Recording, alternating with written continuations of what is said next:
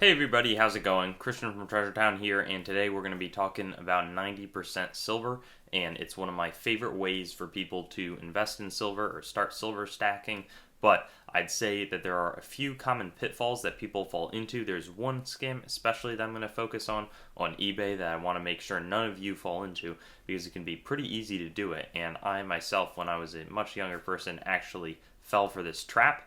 And we're also going to go over just a few other common sense tips on how to maximize your experience getting this type of silver. So let's get right into the video. So I don't think that this video is going to be super long, but I do want to make sure that we hit the main points. And the biggest thing to focus on with 90% silver and just US silver investing is that you want to really be informed on the basics. And what I see a lot of people doing is purchasing silver, US silver, that's labeled as such, that actually isn't 90% silver. So that's the main trap that I fell into. On eBay, there are a fair amount of lots, and I might, put some on the screen.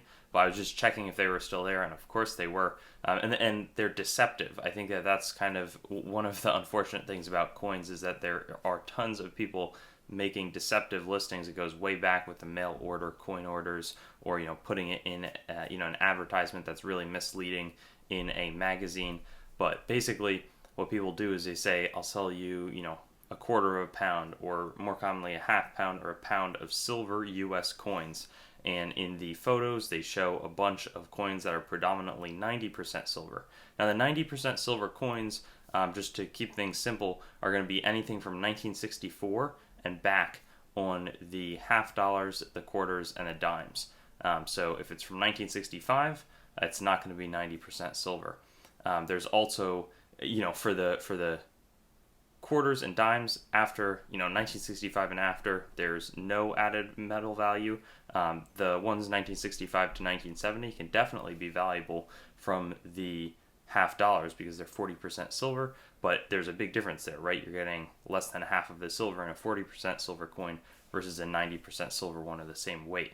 There's also the US made war nickels from 1942 to 1945.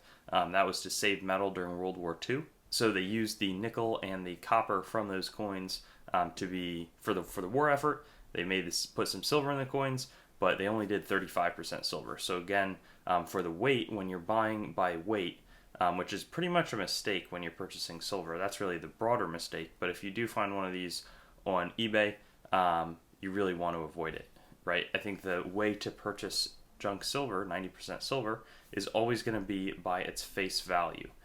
So that means if you have 10 dimes, that's $1 of face value, because that's what you could spend it for, and silver will trade at a multiple of its face value. So I have a website, coinmeltprice.com, that I created along with some people who helped me, but I own that website, and that shows you, what the updated price, especially of your 90% and common US coins are, and you can figure out, how much silver is in what I have. Because another common tactic is people selling it by the pound, and it's still 90% silver on eBay. So, people try to sell you and price it like it's a pound of silver. A lot of these lots, let me see, I have my notes over here.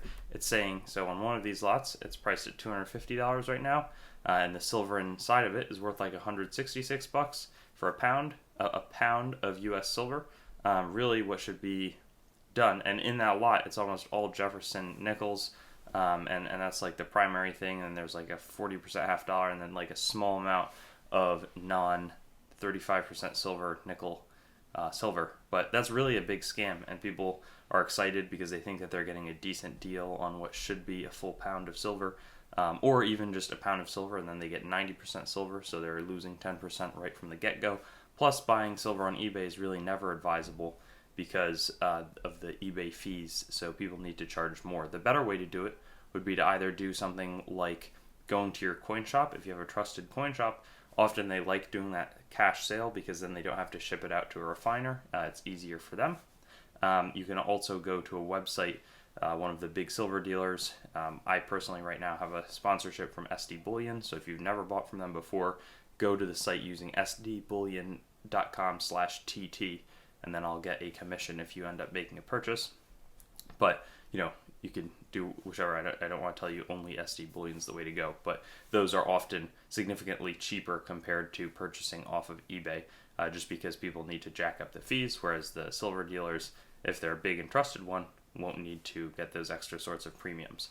So really, the big takeaways is to buy it by face value and not the poundage or the weight. Know what's 90% silver and what is sub 90% US silver, and then avoid eBay for purchasing silver, stacking silver, because of the fees that will make it. You can definitely get better deals elsewhere. So those are my three main takeaways, but certainly avoid that main scam that I'm talking about. It enrages me to think about.